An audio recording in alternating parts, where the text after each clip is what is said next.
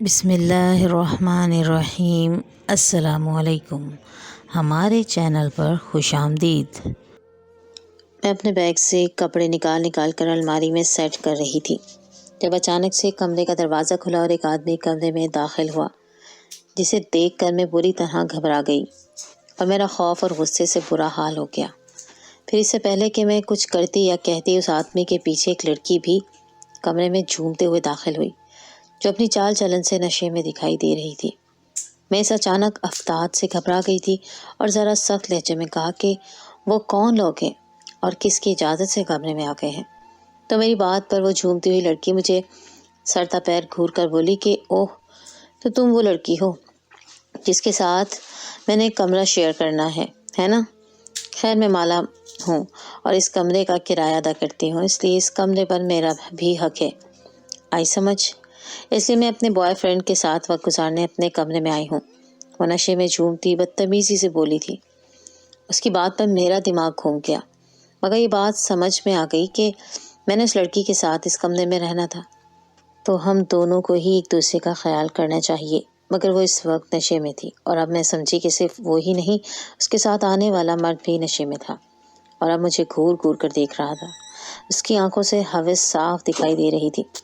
جس پر میں گھبرا گئی اور اپنا سامان جیسے تیسے الماری میں ٹھوسا اور کمرے سے باہر چلی گئی۔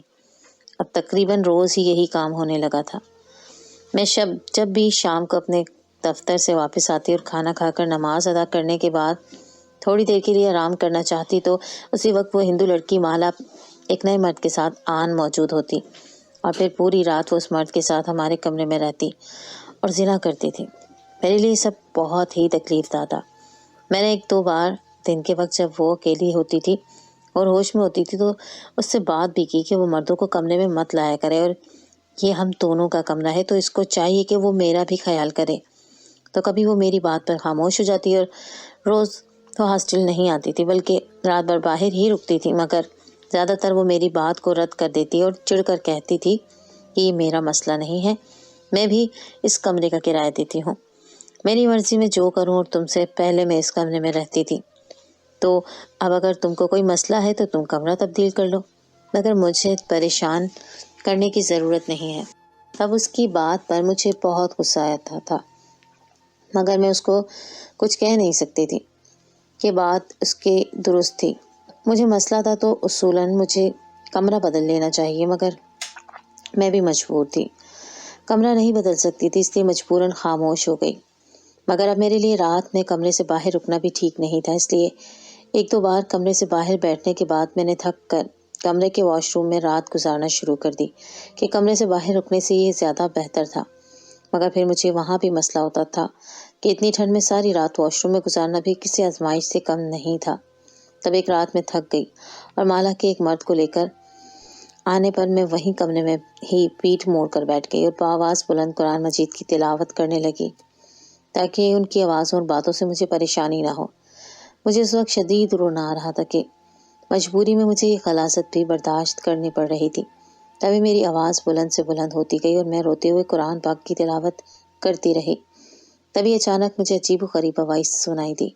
اور ساتھ ہی اس لڑکی کے چیخنے کی آواز آئی، تو نہ چاہتے ہوئے بھی میں نے مڑ کر مالا اور اس کے ساتھ آئے مرد کی طرف دیکھا تو یہ دیکھ کر میرے ہوش اڑ گئے، کیونکہ وہ مرد ہندو لڑکی نالا کے ساتھ ہاسٹل میں رہنا میری مجبوری تھی، کیونکہ میرا اس دنیا میں اور کوئی نہیں تھا جس کے پاس میں رہنے چلی جاتی، اور انڈیا میں اکیلے رہنا ہم مسلمان لڑکیوں کے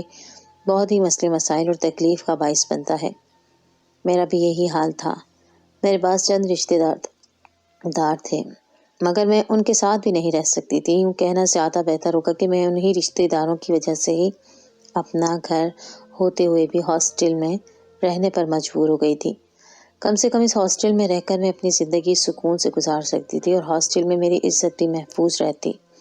جس عزت کا خطرہ مجھے اپنوں کے درمیان ہوا تھا،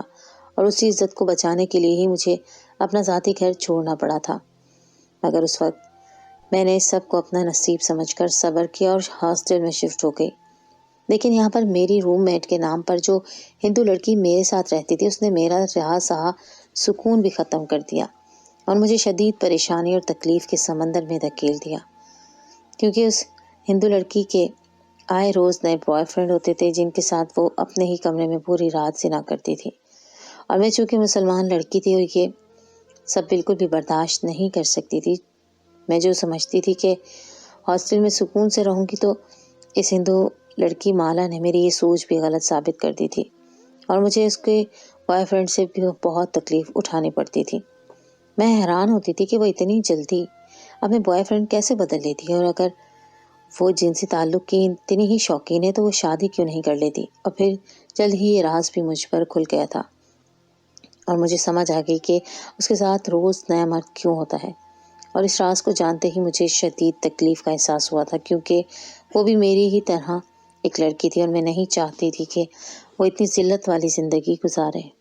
اور جب یہی سب میں نے اس کو سمجھانا چاہا تو اس نے مجھے پوری طرح جھڑک دیا اور مجھے ہاسٹل بدل لینے کو کہا تھا کہ مجھے اگر اتنی ہی تکلیف ہے تو میں اپنا کمرہ بدل لوں، مگر اس کے ذاتی معاملات میں دخل اندازی کر کے اس کو پریشان نہ کروں۔ تب میں نے اس کے معاملات میں بولنا چھوڑ دیا تھا، اور وہ جو بھی کرتی تھی میں اس کو کچھ نہیں کہتی تھی، کیونکہ میں سمجھ گئی تھی کہ وہ میری کوئی بات نہیں سنے گی اور نہ ہی وہ کچھ بھی سمجھنا چاہتی ہے، بلکہ میرے روک ٹوک کرنے پر اس نے مجھے ہی برا بھلا کہنا شروع کر دیا تھا اور میرے مذہب کو بھی تنقید کا نشانہ بنایا۔ تو میں بھی چپ ہو گئی اور مالا کو اس کے حال پر چھوڑ دیا۔ اس پر بھی مالا کو سکون نہیں ملا، بلکہ اب وہ جان بوجھ کر نئے مرد لاتی اور آتے ہی غلط حرکتیں شروع کر دیتی، جس سے میں شرم سے پانی پانی ہو جاتی۔ صرف اتنا ہی نہیں، اگر کبھی ہم دونوں چھٹی کے دن کمرے میں ہوتے تو میری عبادت کے دوران وہ جان بوجھ کر اونچی آواز میں گانے لگا دیتی اور بےہودہ الفاظ بولتے ہوئے ناچتی تھی۔ مجھے اس سب سے بہت پریشانی ہوتی تھی، مگر میں اب اس کو کچھ نہیں کہتی تھی، کیونکہ میں سمجھ گئی تھی کہ وہ یہ سب جان بوجھ کر کرتی ہے تاکہ میں اس کی حرکتوں سے پریشان ہوتی رہوں۔ تب میں نے خود پر قابو پایا اور اس کی حرکتوں پر پریشان ہونے کے باوجود بھی اس کا خیال رکھنے لگی۔ میں چاہتی تھی کہ اس کا دل نرم پڑ جائے اور وہ مجھ سے متاثر ہو کر نیکی کی طرف مائل ہو جائے اور گناہوں کی دلدل سے نکل آئے، مگر ہر آئے روز اس کی غلیظ حرکتیں بڑھتی جا رہی تھی اور مجھے اس کی حرکتوں سے بہت پریشانی ہوتی تھی۔ تبھی ایک روز جب رات کو اس کے آنے پر میری برداشت ختم ہوئی اور میں نے وہیں بیٹھ کر ہچکیوں سے روتے ہوئے باواز بلند قرآن کی تلاوت شروع کی تو اسی وقت مجھے اس لڑکی مالا کی دلخراش چیخیں سنائی دی۔ تو میں نے بے اختیار پلٹ کر اس کی طرف دیکھا اور سامنے کے منظر نے میرے رونگٹے کھڑے کر دیے تھے۔ میں سوچ بھی نہیں سکتی تھی کہ مجھے ایسا کچھ بھی دیکھنے کو ملے گا۔ تب ہی میں نے کانپتے ہوئے اپنی آنکھیں بند کر لیں، کیونکہ سامنے کا جو منظر تھا وہ میری برداشت سے باہر تھا۔ میرا تعلق انڈیا کے ایک مسلم گھرانے سے ہے۔ کچھ عرصے پہلے تک میں بہت اچھی باعزت اور پرسکون زندگی جی رہی تھی۔ میں اپنے والدین کی اکلوتی بیٹی تھی۔ میرے بابا کی چلتی مارکیٹ میں 2 بڑی بڑی دکانیں تھیں، جس سے میرے بابا بہت پیسہ کماتے تھے، اور فیملی ہماری بہت چھوٹی تھی، اس لیے میری زندگی بہت عیش والی گزر رہی تھی، اور میں دہلی شہر کا ایک بہترین پرائیویٹ کالج میں پڑھتی تھی۔ میرے ماں باپ نے مجھے بہت محبت اور لاڈ سے پالا تھا۔ اپنے والدین کی زندگی میں نے اپنی زندگی کو جنت سمجھتی تھی، اور میں نے کبھی نہیں سوچا تھا کہ مجھے بھی کبھی اپنی زندگی میں اتنی تکلیفیں اور اذیتیں جھیلنی پڑیں گی کہ جن کا سوچنا بھی محال تھا اور جن کے بارے میں سوچ کر بھی شدید تکلیف ہوتی ہے۔ میں اپنی زندگی میں بہت خوش تھی کہ اچانک ہی مجھ پر قیامت ٹوٹ پڑی جب ایک روز کالج میں مجھے ہسپتال سے کسی کی کال موصول ہوئی۔ وہ کوئی راہگیر تھا جس نے مجھے بتایا کہ میرے والد کا کار ایکسیڈنٹ میں انتقال ہو گیا ہے۔ ایکسیڈنٹ اتنا شدید تھا کہ میرے والد جان بھر نہ ہو سکے اور اس دنیا سے چلے گئے۔ یہ خبر مجھ پر قیامت بن کر ٹوٹی تھی۔ میری دنیا اندھیر ہو گئی تھی۔ میرے پیار کرنے والے بابا اس دنیا میں نہیں رہے تھے اور میں اور امی بالکل ہی اکیلے ہو گئے تھے۔ ہم نے کبھی نہیں سوچا تھا کہ ہمیں اچانک سے اتنا بڑا صدمہ جھیلنا پڑے گا۔ ویسے تو ہمارے خاندان والے بھی اسی علاقے میں رہتے تھے اور بظاہر وہ بہت ہی مخلص اور ہمدرد تھے، اور میرے بابا کی وفات پر بھی وہ سب جمع ہو گئے تھے اور ہماری دلجوئی میں لگے ہوئے تھے، مگر نہ جانے کیوں میری امی کو میرے خاندان والے اچھے نہیں لگتے تھے وہ خود بھی ان سے دور رہتی تھی اور مجھے بھی ان سے دور رہنے کا بولتی تھی۔ اور چونکہ میری امی دل کی بہت نیک اور اچھی اور مخلص خاتون تھی، اس لیے ان کی اس روک ٹوک پر میں نے کوئی سوال نہیں کیا تھا اور ان کی بات مانی تھی کہ ہوگی کوئی وجہ جو وہ مجھے سب خاندان والوں سے دور رہنے کا بولتی تھی۔ اور یہی کام میرے بابا کی وفات کے بعد بھی ہوا۔ جب بابا کی وفات کے بعد میرے چاچو اور پھوپھیاں بہت زیادہ ہمارے گھر آنے لگ گئے اور رہنے لگ گئے، اور میری امی سے کہنے لگے کہ ان کو پریشان ہونے کی ضرورت نہیں ہے، وہ لوگ میرے بابا کا کاروبار بھی سنبھال لیں گے اور ہمارا خیال بھی رکھیں گے۔ تب ان کی باتوں سے امی کو پریشانی ہوئی تھی اور انہوں نے ایک روز خاموشی سے مجھے اپنے ساتھ لیا اور میرے بابا کی جگری دوست اسماعیل انکل کی طرف چلے گئیں، اور پھر میری امی نے بہت دیر انکل اور آنٹی کے ساتھ ایک کمرے میں بیٹھ کر نہ جانے کیا باتیں کی، اور اسی روز ہی انکل کے ساتھ جا کر دونوں دکانیں اور گھر میرے نام کروا لیا۔ اور صرف اتنا ہی نہیں، میری امی نے صرف میرے نام بینک اکاؤنٹ بنوا کر سارا پیسہ، زیور اور گھر، دونوں دکانوں کے کاغذات اس بینک میں جمع کروا دیے، اور مجھے بھی سختی سے منع کیا کہ کچھ بھی ہو جائے میں ان سب کا ذکر بھی اپنے خاندان والوں کے سامنے نہ کروں۔ مجھے تب بھی ان کی کوئی بات سمجھ نہیں آئی تھی، اور نہ ہی یہ سمجھ میں آیا کہ وہ سب کچھ میرے نام کیوں کر رہی ہیں اور میرے نام کا بینک اکاؤنٹ کیوں بنوایا۔ آخر اس کی ضرورت ہی کیا تھی؟ مانا میرے بابا اس دنیا میں نہیں رہے، مگر میری ماں تو بھی حیات ہے نا، تو پھر وہ اتنی جلدی کس بات کی کر رہی تھی؟ مجھے ان کی جلد بازی شدید گھبراہٹ میں مبتلا کر رہی تھی، اور اسی وجہ سے میں نے امی کو روتے ہوئے کہا بھی تھا کہ وہ یہ سب کیوں کر رہی ہیں، جس پر میری امی نے پیار سے مجھے سمجھایا تھا کہ تم اپنے رشتہ داروں کو نہیں جانتی، اور نہ ہی میں تمہارے باپ کی طرح سمجھدار اور بہادر ہوں، اس لیے جو بھی کر رہی ہوں تمہاری بھلائی کے لیے کر رہی ہوں۔ اب اگر تمہیں مجھ پر بھروسہ ہے تو جو بھی میں کر رہی ہوں وہ کرنے دو، اور بس خاموشی سے رہو۔ امی کی باتوں نے میرے دل کو سکون تو نہیں دلایا تھا، مگر ہاں، ان کی باتوں سے میری بے چینی کسی حد تک کم ہوئی تھی۔ وہ ٹھیک کہہ رہی تھی کہ وہ بابا جتنی بہادر اور حالات سے نمٹنے والی عورت نہیں تھی، بلکہ میری امی حساس خاتون تھی، اور بابا کے بعد تو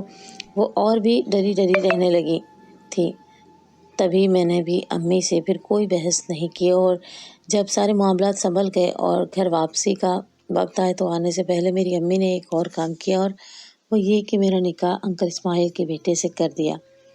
جو اس وقت ملک سے باہر تھا، اور میں اس اچانک نکاح پر بھی بہت بوکھلائی تھی، مگر پھر امی کی بات پر خاموش رہی کہ وہ سب میری اور اپنی بھلائی کے لیے کر رہی ہیں۔ نکاح کے بعد میں امی کے ساتھ گھر واپس آ گئی، اور اب میں نے دیکھا تھا کہ امی پہلے کی نسبت بہت پرسکون تھی، یوں جیسے ان کی ساری پریشانی ہوا ہو گئی ہو۔ اور پھر جلد ہی یہ بات بھی واضح ہو گئی کہ میری امی کو آخر کس بات کی جلدی تھی، وہ میرے تحفظات کے لیے اتنے اقدامات کیوں کر رہی تھی۔ جب ایک رات سوتے ہوئے میں امی کو دل کا دورہ پڑا، اور وہ بھی اپنے شوہر کے پاس اگلے جہان پہنچ گئیں، اور مجھے اس دنیا میں بالکل ہی تنہا کر دیا تھا۔ امی کی وفات پر میں چیخ چیخ کر روئی تھی۔ مجھے یقین ہی نہیں آ رہا تھا کہ بابا کے بعد اب میری امی بھی اس دنیا میں نہیں رہی تھی۔ امی کی وفات پر میرے ساس سسر بھی آئے تھے، اور مجھے گلے مل کر دلاسا دیتے وقت میری ساس نے میرے کان میں کہا تھا کہ میں جذبات میں اپنے ہوش نہ کھوؤں، اور کسی صورت بھی اپنی پراپرٹی والی بات یا نکاح والی بات کسی کو نہ بتاؤں جب تک ان کا بیٹا نہیں آ جاتا۔ مجھے اس وقت آنٹی کی کوئی بات نہ سمجھ آ رہی تھی اور نہ ہی اچھی لگ رہی تھی، مگر چونکہ وہ بھی میری بھلائی کے لیے کہہ رہی تھی، اس لیے میں نے ان کو کہا کہ بے فکر رہیں، یہ راز کسی کو پتہ نہیں چلے گا۔ اور پھر اس سے پہلے کہ ان کا بیٹا یعنی میرا شوہر انڈیا آتا اور مجھے بیاہ کر لے جاتا، اس کو لندن میں ہی کوئی حادثہ پیش آیا تھا، اور اس کی حالت خطرناک تھی۔ اس وجہ سے انکل آنٹی بہت جلدی میں لندن روانہ ہوئے تھے، اور میں دل تھام کر رہ گئی تھی کہ کہیں یہ آخری واحد سہارا بھی مجھ سے چھن نہ جائے۔ اور پھر امی کی وفات کے بعد جب انکل آنٹی بھی لندن چلے گئے اور پیچھے مجھے پوچھنے والا کوئی نہیں رہا، تو مجھ پر خاندان والوں کی اصلیت بھی کھل گئی۔ اور تب مجھے لوگوں کا پتہ چلا کہ میری امی کیوں ان لوگوں سے بچاؤ کی تدبیریں کرتی رہی تھی، کیونکہ میرے اکیلے ہونے کے بعد دونوں ہی چچاؤں نے اور پھپھو نے مجھ پر زور ڈالنا شروع کر دیا۔ سب اپنی اپنی جگہ مجھے اپنی بہو بنانے پر تلے تھے تاکہ میری جائیداد ہتھیا آ سکے، اور صرف اتنا ہی نہیں، امی کے بعد تو سب نے مستقل ہی میرے گھر میں ڈیرا ڈال لیا تھا، اور باقاعدہ گھر دکانوں کے کاغذات اور زیورات کی چھان بین کی گئی تھی، اور جب کچھ نہ ملا تو مجھ سے بھی سب نے بہانے سے اس بارے میں پوچھا۔ تب میں نے امی کا سکھایا ہوا سبق دہرایا کہ وہ سب تو انکل اسماعیل کی تحویل میں ہیں، وہ آئیں گے تو ان سے ہی لوں گی۔ میری بات سن کر سب بہت تل میل آئے تھے، اور میں ان کی یہ رویہ، یہ روپ دیکھ کر دکھی ہوئی تھی۔ پھر ان لوگوں نے میری شادی کا فیصلہ کیا، ہر کوئی اپنے بیٹے کے ساتھ میرا نکاح پڑھانے کی کوشش میں تھا۔ میں اس سب سے بہت پریشان ہوئی تھی۔ میرا نکاح ہو چکا تھا اور وہ سب اپنی اپنی جگہ مجھے دن رات مجبور کر رہے تھے کہ میں ان کے بیٹے سے نکاح کروں۔ صرف اتنا ہی نہیں، اب تو دن رات مجھ پر پہرے دیے جاتے تھے کہ کہیں میں باہر کے کسی لڑکے کے ساتھ شادی نہ کر لوں۔ میرے ساتھ سے اتنا دل برا ہوا کہ میں نے چپ چاپ ہاسٹل شفٹ ہونے کا سوچ لیا کہ جب تک انکل آنٹی واپس نہیں آ جاتے میں ان لوگوں کے چنگل سے نکلوں۔ تب ایک روز کالج جاتے ہوئے میں نے چپکے سے اپنا سارا سامان باندھا، اور جب سارے گھر والے سوئے ہوئے تھے تب میں اس گھر سے ہمیشہ کے لیے نکل گئی۔ اس وقت میرا دل خون کے آنسو رو رہا تھا کہ جس گھر میں شہزادیوں کی طرح رہتی تھی، آج وہاں سے اپنوں کی بے حسی کی وجہ سے چھپ کر نکلنا پڑا تھا۔ اور پھر وہاں سے میں ہاسٹل شفٹ ہو کر اور سے ایک پرائیویٹ فرم میں جاب کرنے لگی تاکہ میرا وقت بھی اچھا گزرے، اور جب مجھے لگا کہ میری زندگی میں سکون ہوگا تو یہ سکون اس ہندو لڑکی مالا نے ختم کر دیا، جو روز نئے مرد کے ساتھ کمرے میں آتی تھی اور پھر ساری رات زنا کرتی تھی۔ میرے لیے یہ سب برداشت کرنا ناممکن تھا، تبھی اس لڑکی کو روکا، اور جب وہ نہیں رکی تو اس کے کمرے میں آنے پر میں کمرے سے باہر ہاسٹل کی بالکونی میں بیٹھی رات گزار دیتی تھی، مگر میں کب تک ایسا کر سکتی تھی؟ بالکونی میں بیٹھنا، اور وہ بھی اس صورت میں کہ جب مجھے ڈر تھا میرے چاچو لوگ کہیں مجھے ڈھونڈ نہ لیں۔ تب میں نے کمرے کے واش روم میں رات گزارنی شروع کر دی، اور پھر جلد ہی میں وہاں سے بھی اکتا گئی کہ شدید ٹھنڈ میں واش روم میں رات گزارنا بھی بہت مشکل اور تکلیف دہ تھا، مگر اس لڑکی کو نہ اس بات کی پرواہ تھی اور نہ ہی احساس کہ اس کی وجہ سے میں کتنی پریشان ہوں، اور میری یہ مجبوری تھی کہ مجھے ہر حال میں تب تک چھپے رہنا تھا جب تک انکل اسماعیل واپس نہیں آ جاتے، کیونکہ مجھے ڈر تھا کہ کہیں میرے ددیال والے مجھ سے تک نہ پہنچ جائیں اور زبردستی میرا نکاح کسی لڑکے کے ساتھ نہ کر دیں۔ اسی وجہ سے میں مجبوراً اس لڑکی کی ان گھٹیا حرکتوں کو برداشت کرنے پر مجبور تھی۔ اور پھر میں نے پڑھا تھا کہ اگر کسی کو اپنے دین سے جوڑنا ہے تو اس کو اپنے اخلاق سے متاثر کرو، تو میں نے بھی وہی کرنا شروع کر دیا، مگر اس لڑکی کو کوئی فرق نہیں پڑا تھا، بلکہ اس کو لگا تھا کہ میں اس سے ڈر گئی ہوں، جس پر اس نے اپنی فضول حرکتیں مزید بڑھا دی تھی، جو کہ میرے لیے برداشت کرنا نہایت ہی مشکل تھا۔ اور پھر اس دوران ہی مجھے معلوم ہوا کہ وہ جو ہر مرد کے بارے میں کہتی تھی یہ میرا نیا بوائے فرینڈ ہے، وہ سب جھوٹ تھا، بلکہ وہ ایک کال گرل تھی اور ہر رات اپنا جسم بیچ کر پیسے کماتی تھی۔ یہ حقیقت جان کر مجھے شدید تکلیف کا احساس ہوا تھا کہ میں کال گرل کے ساتھ رہ رہی تھی، اس کی وجہ سے میری پوزیشن بھی خراب ہو رہی تھی، اور میں جو پہلے ہی مشکلوں میں گھری تھی اب یہ حقیقت جان کر مزید ڈر گئی کہ کہیں ایسا نہ ہو میرا شوہر ثاقب اسماعیل انکل کا بیٹا مجھے لینے نہ آئے اور اس لڑکی کی سچائی جان کر مجھے بھی اس جیسا سمجھ کر چھوڑ جائے، اور میں جو ابھی تک ہمت سے کام لے رہی تھی صرف اسی آسرے پر کہ بس تھوڑا سا وقت ہے اور پھر میری مشکلیں ختم ہو جانی تھی، ایسا نہ ہو اس لڑکی کی وجہ سے مزید مشکلات بڑھ جائیں۔ یہی وجہ تھی کہ میں نے اس لڑکی کو سمجھانے کی بہت کوشش کی کہ جو کچھ وہ کر رہی ہے وہ غلط ہے، پیسہ کمانے کے اور بھی بہت ذرائع ہیں، کم سے کم اپنا جسم مت بیچے، جو کہ کسی بھی مذہب میں جائز اور صحیح نہیں ہے، اور نہ ہی کوئی بھی مذہب ایسی عورتوں کو عزت دیتا ہے، مگر بجائے میری بات کو سمجھنے کے اس نے میرے مسلمان ہونے کو تنقید کا نشانہ بنایا کہ تم مسلمان ہوتے ہی ایسے ہو، دوسروں کو غلط اور خود کو صحیح بولنے والے، اور یہ میرا ذاتی مسئلہ ہے، آج کے بعد میرے معاملات میں بولنے کی کوشش مت کرنا، اور تمہیں اتنا مسئلہ ہے میرے کاموں سے تو اپنا کمرہ بدل لو، مگر مجھے ٹوکنے کی کوشش مت کرنا۔ اور صرف اتنا ہی نہیں، اس نے اسلام کی بہت توہین کی اور اس کے بعد مجھے بہت پہلے سے زیادہ پریشان کرنا شروع کر دیا، جس سے میری برداشت ہر گزرتے دن کے ساتھ ختم ہوتی جا رہی تھی۔ تبھی ایک رات جب وہ نشے میں دھت ایک آدمی کے ساتھ کمرے میں آئی اور اس مرد کے ساتھ خلیج کام شروع کیے، تو میں نہ واش روم میں گئی اور نہ ہی میں کمرے سے باہر گئی، بلکہ وہیں ان لوگوں سے پیٹھ موڑ کر بیٹھ گئی اور قرآن مجید کی تلاوت کرنے لگی۔ اس وقت میرا دل بہت بری طرح سے بھر آیا تھا۔ میں بے بسی کی انتہاؤں پر تھی کہ مجھے یہ وقت بھی آن پڑا تھا میں ایسے لوگوں کے درمیان موجود ہوں جو سرعام زنا کر رہے تھے، اور میں ان کو کچھ کہہ بھی نہیں سکتی، اور میں اپنے گھر اور اپنوں کے ہوتے ہوئے بھی ایسی ذلت والی زندگی جی رہی تھی، اور نہ جانے انکل آنٹی کب واپس آتے اور کب مجھے اس عذاب سے نجات دلاتے، اور پتہ نہیں وہ آتے بھی تھے یا نہیں،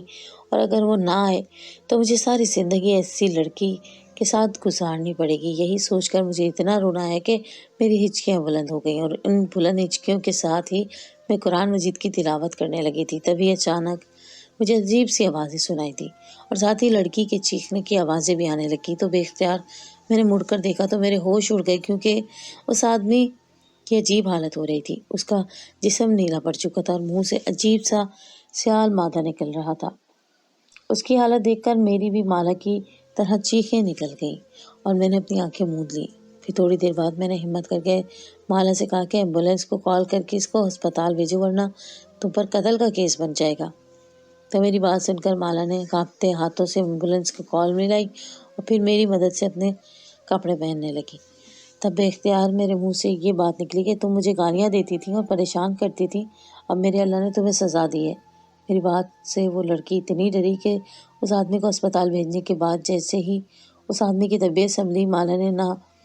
بھی اپنا سامان سمیٹا اور اس ہاسپٹل سے چلی گئی۔ تب اس کے جانے پر میں نے اللہ کا شکر ادا کیا، واقعی میری مدد اس پاک ذات نے کی تھی۔ اور پھر کچھ ہی ماہ بعد انکل بھی اپنے بیٹے کے ساتھ انڈیا مجھے لینے آئے تھے، اور آتے ہی انکل نے میرے خاندان والوں کو میرا نکاح نامہ دکھا کر رخصتی کرائی تھی، اور میری رشتہ داروں سے میرا گھر بھی خالی کروا کر اور پھر میرے کہنے پر ہی سب کچھ بیچ کر اور مجھے ساتھ لندن لے کر پہنچ گئے۔ آج میں لندن میں پرسکون زندگی جی رہی ہوں۔ میرا شوہر بہت اچھا اور مخلص آدمی ہے، اور ان تینوں نے میرے ساتھ وفا کی تھی اور بالکل بھی میری جائیداد پر نظر نہیں جمائی تھی،